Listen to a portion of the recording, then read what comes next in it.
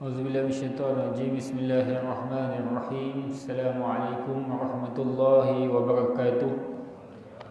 Alhamdulillahi rabbil alamin wal 'aqibatu lil muttaqin wa la 'udwana illa 'alal zalimin. Asyhadu an la ilaha illallah wahdahu la syarika lahu wa asyhadu anna sayyidana Muhammadan abduhu wa rasuluh as-safiyyuhu min khalqihi wa habibuhu ballagha risalah wa adda al-amanah ونصح الأمة وكشف الغمة وتركنا على محجة البيضاء ليلها كنهارها لا يذن إلا هالك صلاة الله وسلامه على حبيبنا المصطفى صلى الله عليه وسلم وعلى آله وصحبه ومن اهتدى بهديه ومن استنى بسنته ومن اقتدى بقدوته ومن استهدى بجهاده إلى يوم الدين. سبحانك لا علم لنا إلا ما علمتنا إنك أنت العليم الحكيم ولا حول ولا قوة إلا بالله العلي العظيم.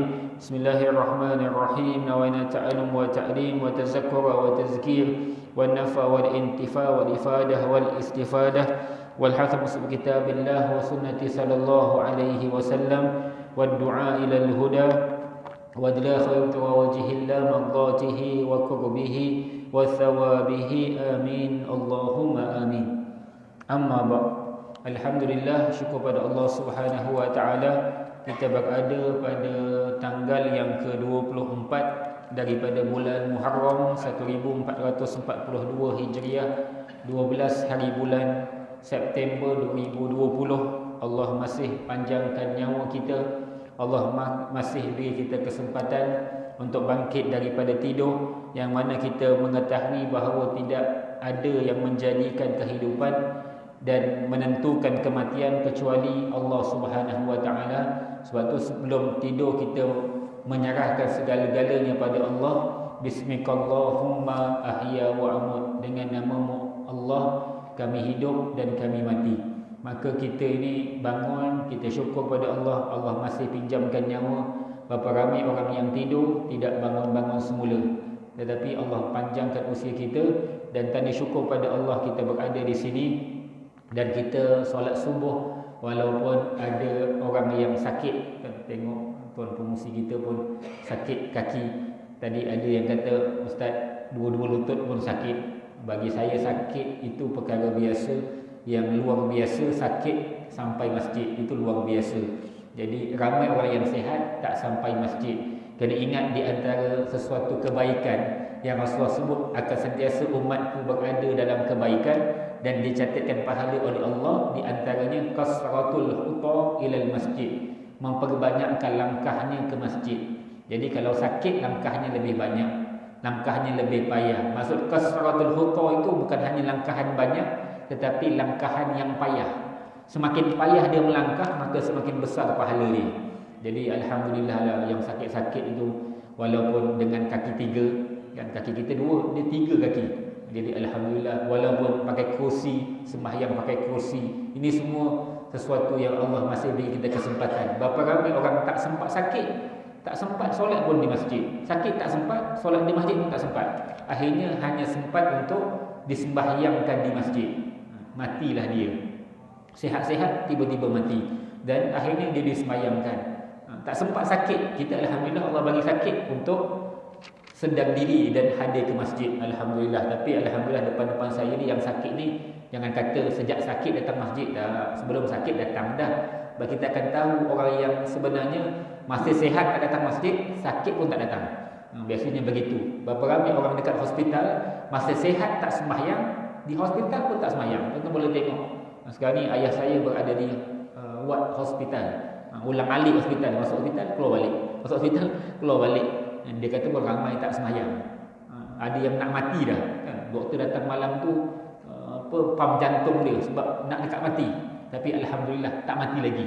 Tapi itu pun tak sembahyang, dia kata. Tengok pun tahu sembahyang ke tidak kan. Tengok duduk kat katil je. Jadi kalau nak mati pun tak nak sembahyang.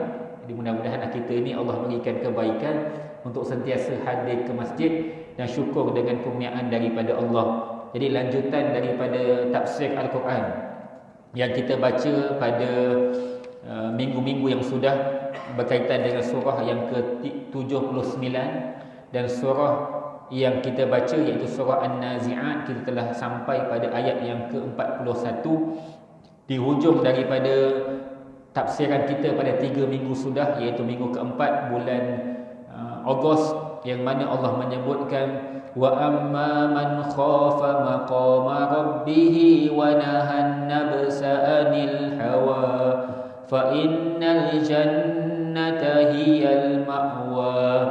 Sesungguhnya mereka yang mana ia itu takut dengan kedudukan daripada Tuhan mereka dan menahan akan kehendak hawa nafsunya. Jadi sesiapa di kalangan manusia yang ia takut pada Allah Subhanahu wa taala. Jadi barang siapa yang takut pada Allah, apabila ia merasakan ketakutan yang bersangatan pada Allah Subhanahu wa taala dan ia menahan akan dirinya. Kerana orang yang takut Allah, dia akan tahan dirinya daripada nafsu. Maka golongan yang begini, fa innal jannata hiyal ma'wa, sesungguhnya syurgalah tempat kediamannya. Jadi kita di dunia mesti takut Allah. Kalau tak takut Allah, bagaimana nak dapat kesudahannya syurga? Nak di syurga, di dunia nak senang lenang, maka nanti di akhirat dia akan susah payah. Tadi surah yang dibacakan oleh imam pada rakaat yang kedua, surah Ghasyiyah, maksud daripada Ghasyiyah huru hara. Kan, hal ataka hadithul Ghasyiyah, tidakkah telah datang kepadamu tentang berita huru hara? Hari huru hara itu apa akan berlaku? Ketika itu Allah kata wujuhu yawma idzin khashi'ah 'amilatun nasibah. Wajahnya pada ketika itu ketakutan, khasyiah, takut yang bersangatan. Tuan-tuan tak akan pernah lihat orang wajahnya takut seumpama takutnya ketika mana berhadapan dengan hari kiamat. Wajahnya sangat buruk dan takutnya luar biasa. Kalau kita tengok pelbagai filem, orang takut dengan pelbagai perkara yang berlaku di depan, tetapi pada hari kiamat wajahnya lebih teruk dan buruk lagi. Takut. Kenapa? Amilatun nasibah. Apa yang mereka kerjakan dahulu penat lelahnya, tak ada faedah pun. Jadi dia cari harta banyak, dia pangkat tinggi, dia ada kemewahan, dia ada segala-galanya, tapi semua itu amilatun nasibah. Maka dia punya kerja semua memenatkan. Kenapa? Tasla narun hamiyah, dia akan dicampakkan ke dalam neraka Jahannam. Jadi sebelum daripada kita takut ketika mana berhadapan dengan mati, maka sebolehnya takut dulu pada Allah, supaya kita ketika mana mati, ia adalah satu berita gembira buat kita. Jadi kita telah baca sampai ayat 41. Hari ini kita masuk pada ayat yang ke-42 sehingga akhirnya insya-Allah. Jadi a'udzubillahi minasyaitonirrajim. Bismillahirrahmanirrahim. Yas'alunaka anis sa'ati ayyana mursaha. Mereka yang ingkar selalu bertanya kepadamu wahai Muhammad tentang hari kiamat, bilakah masa datangnya. Jadi orang kafir, mana golongan musyrik ini sentiasa bertanya kepada Nabi Muhammad tentang hari kiamat, bila datang, bila dia akan jadi. Sebab cerita tentang juzuk amma ataupun surah-surah Makkiyah kebanyakannya cerita tentang hari kiamat dan hari pembalasan. Maka mereka memperolok-olok. Dia kata, bila nak berlaku? Ayyana mursaha, bila berlaku? Kalau betul kiamat, bila berlaku? Kalau zaman Nabi Muhammad adanya golongan kafir yang ia memperlekeh. Bahkan zaman sekarang pun ramai lagi orang perlekeh. Bila kiamat? Bila nak mati? Bila nak terdirinya kiamat? Maka golongan ini sebenarnya, berkata ulama tafsir, sesungguhnya golongan-golongan musyrik ketika mana mereka mendengar berita tentang hari kiamat, sifat-sifatnya dan kedahsyatan tentangnya, yang mana Allah menyebutkan tentang pertama, dia boleh kata namanya Tammah, namanya Sakhah, namanya Qari'ah, kan? Al-Qari'ah maksudnya hari hancur lebur. Hari itu Allah akan hancurkan. Mereka mendengar dengan nama-nama begini, maka mereka akan berkata dengan kata-kata penghinaan. Mata yujaduhallahu wa yuqimuha. Bila Allah nak jadikan hari kiamat dan bila nak berlakunya kiamat. Jadi mereka memperolok-olokkan. Jadi dia ihtihza, menghinakan. Jadi kalau kita kata mati, bila nak mati? Kadang-kadang tak sebut dengan mulut, tapi mereka sebut dengan perbuatan, memperlekehkan. Jadi kerana itu kita kena sentiasa beringat. Dan kalaulah kemarin tak silap saya ada seorang peserta daripada rancangan realiti nyanyian yang telah meninggal, seorang perempuan, saya tak nak ulas tentang itulah. Tapi dia kemalangan, koma 4-6 hari dan meninggal. Muda. Bila masuk rancangan reality TV nyanyi, mudalah kan. Jadi kerana itu kita nak kata mati ni dia bila-bila masa boleh datang. Tua ke, muda ke, sampai masa Allah nak bagi, Allah bagi. Sama ada ia dengan sakit, sakit itu perkara yang boleh jadi kita kata belum sakit, takkan mati. Tapi kemalangan berlaku, bila-bila masa boleh berlaku, kita pun tak boleh nak elak. Ada ia berlaku, kita pun tak mampu nak menyatakan apa-apa. Jadi kerana itu sebenarnya paling baik adalah bersiap untuk mati. Kalau tidak pun kita bersiap untuk kiamat, sebolehnya bersiaplah untuk mati. Kan para sahabat ketika mana bertanya kepada Nabi SAW, dia tanya, "Mata sa'ah?" Wahai Rasulullah, bila kiamat? Rasulullah tak jawab tentang persoalan bila berlakunya kiamat, tarikhnya bila. Rasulullah tak jawab. Tapi Rasulullah jawab apa? Rasulullah kata, "Ma'addatta laha." Kamu siap apa untuk kiamat? Bukan penting bila kiamat, tapi lebih penting apa persiapanmu untuk kiamat. Bukan penting bila mati, tetapi yang lebih penting apa persiapan untuk mati. Kita ni fikir mati kan. Kalau pergi dekat wad Dahliah HSA tu, banyak yang nak kena bypass, nak kena operate jantung. Ada yang takutlah. Ada yang kompleks, sebab nak operate jantung ni dia tak boleh ada komplikasi, tak boleh ada darah tinggi, tak boleh ada kencing manis, tak boleh ada keadaan badan yang tak elok. Jadi golongan yang nak buat operation ni, nanti doktor kata, Pakcik ini sakit sekian-sekian, kalau buat pun 50-50, 50-50 apa? 50 mati, 50 hidup. Tak nak, takut. Jadi sebenarnya buatlah, nak buat. Sebab itu kaedah kita nak baik. Tapi yang lebih patut kita kena risau, kita dah siap ke tak siap untuk mati? Cakap senang lah Ustaz, memang kalau kita dah siap, insya-Allah. Andai kata Allah takdirkan hidup, maka kita akan hidup dengan baik. Andai kata Allah takdirkan mati, kita mati dengan baik.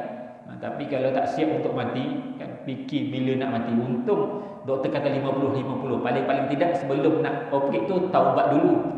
Kan? Ada orang tak sempat taubat pun. Jadi kerana itu paling penting persiapan untuk mati. Golongan kafir ketika mana cerita tentang kiamat, mereka memperolok-olokkan kiamat. Maka Allah pun menjawab, turunlah ayat-ayat yang ke-43, fima anta min zikraha ila rabbika muntahaha.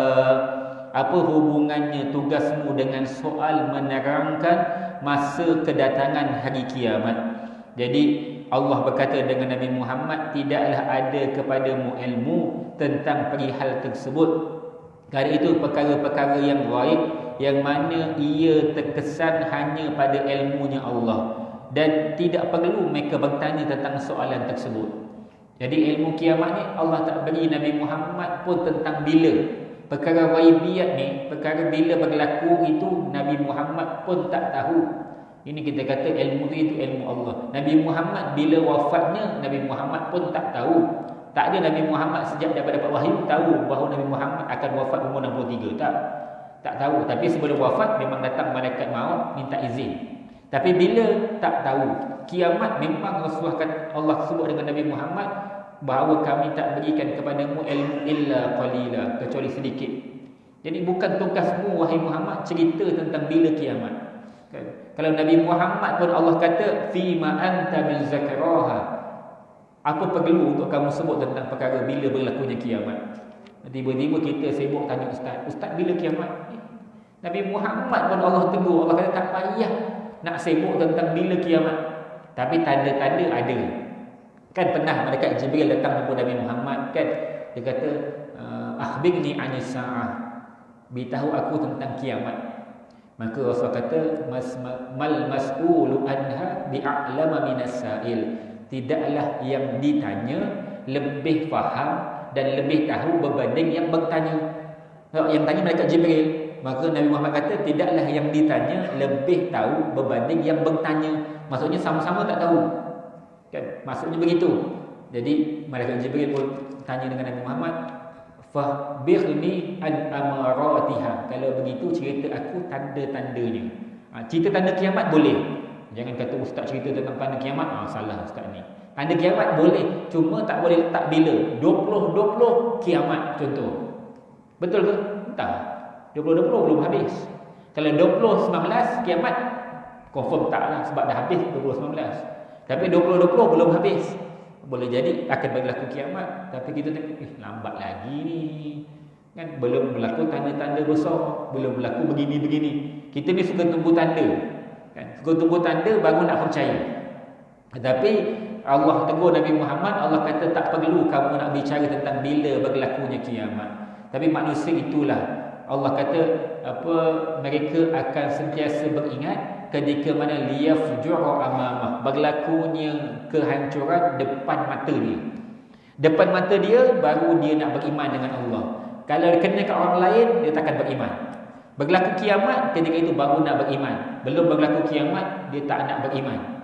Walaupun dia dah tahu tanda-tanda. Jadi Allah sebut dengan Nabi Muhammad, kamu tidak diberikan ilmu tentang bila berlakunya kiamat dan tak perlu untuk jawab soalan tersebut. Ila rabbika muntahaha, kepada Tuhanmu lah berserah kesudahan ilmu mengenainya. Maka kembalikanlah ia kepada Allah Subhanahu wa taala, dan hanya Allah yang mengetahui waktunya dengan tepat. Tidak ada seorang pun di kalangan makhluk Allah yang mengetahui waktunya. Tak ada sesiapa pun makhluk Allah, bahkan malaikat Israfil yang peniup sangkakala pun tak tahu bila kiamat. Tinggal arahan Allah je. Allah kata tiup, maka tiuplah dia. Jadi dia pun tak tahu. Yang tahu cuma Allah. Allah tahu bila masa Allah nak berlakunya kiamat. Jadi kerana itu tanda-tanda Allah bagi. Tetap tanda-tanda akan berlaku. Ada tanda-tanda. Tapi kena ingat, anda kata Allah nak jadikan kiamat, Allah boleh jadikan bila-bila masa. Jadi kerana itu kita serahkan ia kepada Allah. Yang lebih penting bukan kita nak tahu bila kiamat, tapi lebih penting persiapan untuk kiamat. Kita itulah kadang-kadang kita ni suka tentang angka bila. Bila tarikhnya itu kita suka, gaduh tentang tarikh je. Tapi tak tahu nak beriman tentang perkara tersebut. Berapa jumlah Ashabul Kahfi yang berada di gua yang Allah tidurkan? Gaduh. 3, 4, 5, 6, 6, 7. Gaduh. 7, 8. Dalam Al-Quran pun memang Allah sebut perkara yang sama. Jadi tak perlu sebut tentang angka. Yang lebih penting apa pengajaran daripada cerita. Macam juga kita tanya tentang siapa nama-nama kepada orang yang Allah tak sebut dalam Al-Quran. Dalam Al-Quran cerita tentang Nabi Musa. Nabi Musa yang dilahirkan oleh ibunya ambil Nabi Musa, hanyutkan di sungai Nil. Sampai ke tangan Asiyah, isterinya Fir'aun. Asiyah ambil, mengadap Fir'aun. Fir'aun setuju untuk bela. Ada yang tanya, siapa nama ibunya Musa? Dalam Al-Quran tak sebut, tak payah cerita siapa nama ibu Nabi Musa. Nanti gaduh nama ibu Nabi Musa. Bukan penting nama ibu Nabi Musa, yang penting beriman dengan Nabi Musa. Apa kisah Nabi Musa sehingga ia boleh berlawan dengan Fir'aun? Itu penting. Tapi orang kita suka benda-benda kecil. Suka bila berlaku kiamat, tapi persiapan untuk kiamat tak buat pun. Suka dengar tentang ceramah kiamat, bukan main suka, tapi tak buat persiapan pun. Jadi kali itu yang lebih penting persiapan ke arah itu. Sebab itu mana-mana ustaz yang cerita tentang kiamat, dia akan masukkan persiapan untuk kiamat. Bukan hanya cerita kiamat, tapi gerun kita supaya kita siap untuk kiamat. Jadi Allah kata itu adalah kesudahannya, ilmunya kepada Allah Subhanahu wa taala. Innama anta mudhiru man yakhshaha. Tugasmu hanyalah memberi amaran kepada orang yang takut akan huru-haranya hari kiamat. Jadi tugasmu wahai Muhammad adalah kamu memberikan inzar, peringatan kepada siapa yang takut tentang hari kiamat. La i'lam biwaqtiha, bukan memberitahu bila waktunya. Dan di sini Allah menghaskan peringatan hanya kepada siapa yang takut, li'annahu huwallazi yantafi'a bidzalikal inzar, kerana itulah orang yang akan termanfaat dengan peringatan tersebut. Jadi sebab itu Imam Ghazali pernah tegur, apabila kita nak memberikan nasihat kepada siapa yang kita tak kenal. Tuan-tuan pergi jalan-jalan, nampak orang buat jahat, tak kenal, maka Imam Ghazali kata, andai boleh tegur, tegur dengan lembut. Tetapi kalau ditegur memang tahu dia tak akan terima ataupun mudarat, lebih elok tak payah tegur. Kenapa? Bimbang kita yang teruk. Kan kita nampak orang merompak, tegur, kena parang kita ngalih kat leher. Kenapa? Tak kenal. Lain kalau yang sedang merompak, yang buat jahat tu kita punya anak, waliyazubillah, ataupun kita punya kawan-kawan, kita tegur lah sebab kita kenal. Yang tak kenal, Imam Ghazali kata, kalau memang tahu tak, dia takkan terima, tak payah. Paling-paling dalam hati je nasihat. Apa maksudnya? Doa, ya Allah, mudah-mudahan bagi kat dia hidayah. Jadi sebab itu dalam kaedah memberi peringatan ni, kita berikan peringatan kepada siapa yang nak terima peringatan. Jadi tuan-tuan dah buat dakwah macam-macam, dah buat usaha, tetap usaha, tapi anda kata orang tu dah tak nak, biarlah. Rasulullah pun Allah kata, kamu beri peringatan tentang kiamat kepada siapa yang memang takut kiamat. Yang tak takut, makin cakap pun makin tak guna. Sebab tu jangan dilayan orang yang memang tak nak dengar tentang Islam. Jadi kita usaha, tetap usaha, tapi tak perlu terlalu mengharap. Bila dia terlalu mengharap, maka akhirnya Allah akan tegur. Sebagaimana Nabi Muhammad ditegur dalam surah Abasa. Lepas ni kita akan baca surah Abasa. Kan, Abasa wa tawalla an ja'ahul a'ma. Jadi Rasulullah layan orang VVIP untuk masukkan di Islam, sehingga Rasulullah abaikan orang yang nak belajar agama betul. Akhirnya Allah tegur Nabi Muhammad. Nak kata kita kena fokus kepada siapa yang memang nakkan agama, nakkan ilmu, maka itu lebih utama. Jangan sampai fokus dekat dakwah orang tak nak lebih daripada dakwah kepada orang nak. Jadi program kita terus buat, macam nak buat maulid kan, nak buat maulid, nak buat apa-apa, buat terus walaupun ada yang tak setuju. Apa ni kan PKPP, betul tak? PKPP ni mana boleh maulid? Jabatan agama pun dah izinkan boleh buat kan, program-program keagamaan. Tak apalah program agama, tapi jaga. Banyak lagi program yang tak jaga. Jadi siapa yang nak kita terima, yang tak nak kita biarkan. Jadi tugas Nabi Muhammad adalah ia memberi peringatan kepada siapa yang inginkan peringatan dan takutkan pada hari kiamat. Dan kemudian Allah menyudahkan surah An-Nazi'at pada ayat yang ke-46, ka'annahum yawma yarawnaha lam yalbathu illa 'ashiyatan aw duhaha. Sangatlah dahsyatnya huru-hara itu sehingga orang-orang yang bersalah merasa pada masa melihatnya seolah-olah mereka tidak tinggal di dunia melainkan sekadar satu petang atau paginya sahaja. Jadi golongan-golongan yang kafir ataupun ingkar, ketika mana dia menyaksikan tentang dahsyatnya hari kiamat dan apa yang berlaku pada hari kiamat, maka mereka merasakan tidaklah mereka berada di dunia illa sa'atan minan nahar, kecuali hanya sedetik daripada waktu siang, ataupun sekadar bimiqdari 'ashiyatin aw duhaha, ataupun sekadar waktu duha ataupun sekadar waktu petang. Berkata Imam Ibn Katsir, Allah menunjukkan bahawa singkatnya kehidupan di dunia seakan-akan hanya sebentar daripada waktu siang ataupun sekadar waktu duha sahaja. Jadi di sini Allah menunjukkan tentang sebentarnya kehidupan kita, umpama kita hanya berada pada sebahagian petang sahaja. Petang tu masuk malam, habis dah. Kan macam kita hari ni kan, dah pagi dah. Guru jalan, dah pukul 12 dah. Jadi waktu duha tu kejap je.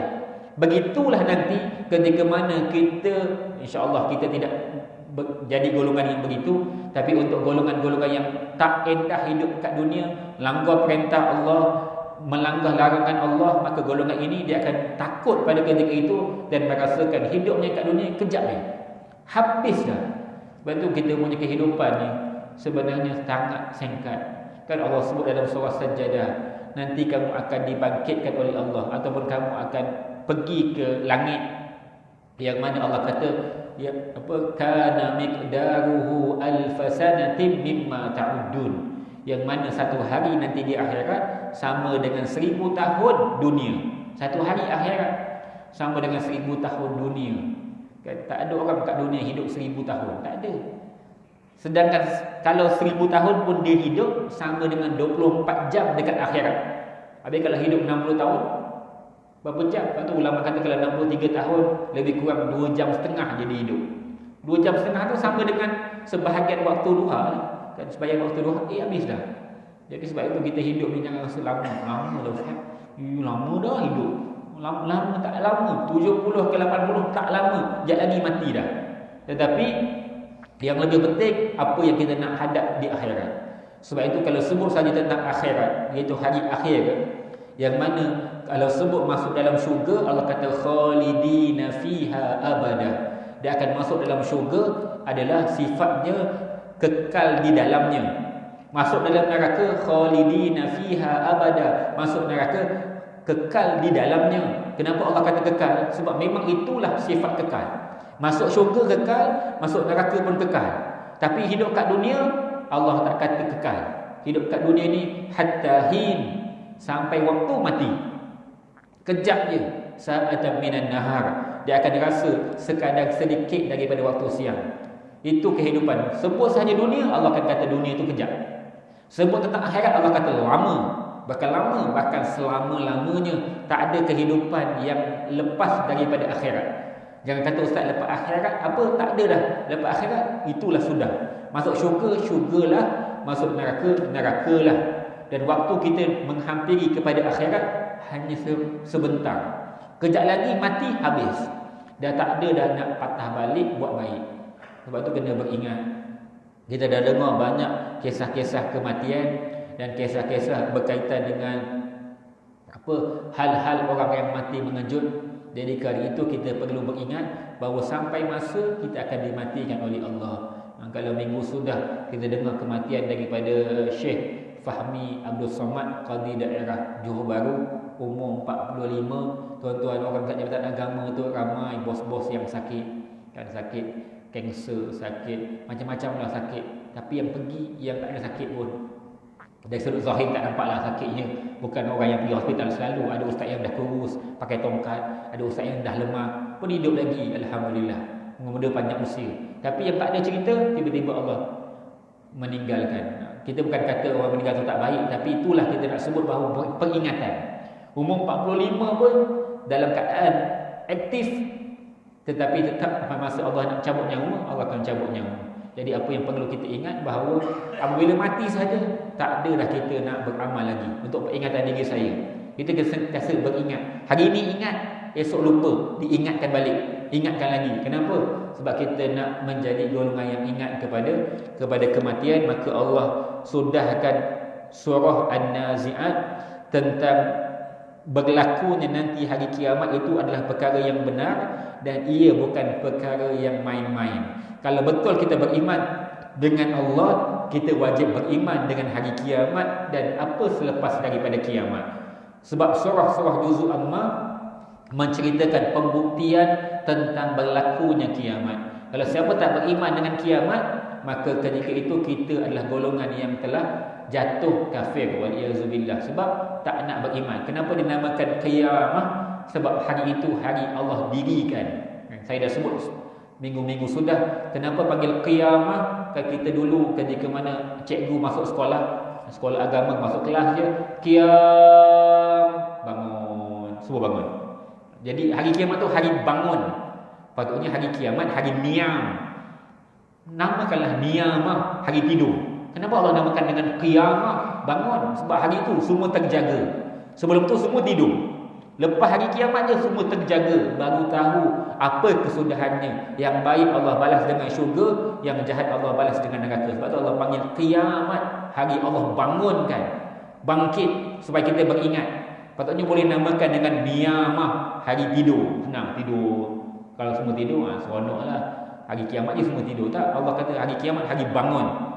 Lepas kiamat barulah kehidupan yang lebih kekal. Bukan sebelum tapi selepas. Yang sebelum Allah nilai, yang selepas Allah balas.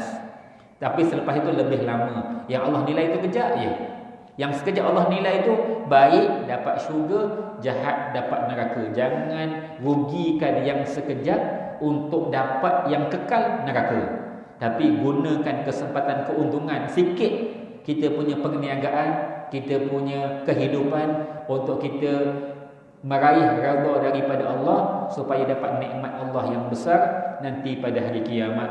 Jadi kerana itu kita kena sentiasa beringat. Jadi untuk kita menutup kuliah kita pada hari ini, saya mohon maaf tak boleh panjang. Hari ini ada program hari terbuka Hal Ehwal Islam peringkat negeri Johor di Bandar Putra Kulai. Jadi jam 8 tu kena pergi dah untuk pergi ke sana. Jadi kita akan, tapi ini pun kita akan baca ayat pertama sehingga ayat yang ke-46 bersama-sama. Tak payah saya baca, tuan-tuan ikut sama-sama. Kita baca daripada mula hingga hujung bersama-sama untuk kita ambil manfaat daripada apa yang kita belajar pada hari ini, insya-Allah. A'udzu billahi minasyaitonir rajim. Bismillahirrahmanirrahim. Wan nazi'ati gharqa wan nashitati nashta والسابحات سبها فالسابقات سبقا فالمدبرات أمرا يوم ترجف الراجفة تتبعها الرادفة قلوب يومئذ واجفة أبصارها خاشعة يقولون أئنا لمردودون في الحافرة أئذا كنا عظاما نخرة قالوا تلك إذا كرة خاسرة فإنما هي ذجرة واحدة فإذا هم بالساهرة هل أتاك حديث موسى إذ ناداه ربه بالواد المقدس طوى اذهب إلى فرعون إنه طغى فقل هل لك إلى أن تزكى وأهديك إلى ربك فتخشى فأراه الآية الكبرى فكذب وعصى ثم أدبر يسعى فهشر فنادى فقال أنا ربكم الأعلى فأخذه الله نكال الآخرة والأولى إن في ذلك لعبرة لمن يخشى أأنتم أشد خلقا أم السماء بناها رفع سمكها فسواها وأغطش ليلها وأخرج دهاها والأرض بعد ذلك دهاها أخرج منها ماءها ومرعاها والجبال أرساها متاعا لكم ولأنعامكم فإذا جاءت الطامة الكبرى يوم يتذكر يذكر الإنسان ما سعى وبرزت الجحيم لمن يرى فأما من طغى وآثر الحياة الدنيا فإن الجحيم هي المأوى وأما من خاف مقام ربه ونهى النفس عن الهوى فإن الجنة هي المأوى يسألونك عن الساعة أيان مرساها فيما أنت من ذكراها إلى ربك منتهاها إنما أنت منذر من يخشاها كأنهم يوم يرونها لم يلبثوا إلا عشية أو ضحاها صدق الله العظيم. Jadi insyaAllah 2 minggu akan datang kita akan masuk surah Abasa yang menceritakan berkaitan dengan teguran Allah kepada Nabi Muhammad sallallahu alaihi wasallam berkaitan dengan Rasulullah tidak melayani dengan seorang yang buta kerana inginkan ilmu agama, tetapi Rasulullah melayani akan golongan-golongan yang lain. Bukan teguran menandakan aibnya Nabi, tapi teguran sekadar mendidik Nabi sallallahu alaihi wasallam. Jadi insya-Allah kita akan bicarakan surah Abasa yang mana ada juga cerita berkaitan dengan penciptaan manusia dan hari kebangkitan, supaya kita sentiasa beringat bahawa satu masa kita akan dibangkitkan nanti oleh Allah Subhanahu wa taala. Jadi yang baik itu semua daripada Allah, yang lemah masih ampun dan maaf. Insya-Allah kita akan sambung 2 minggu akan datang. A'udzubillahi minasyaitonirrajim.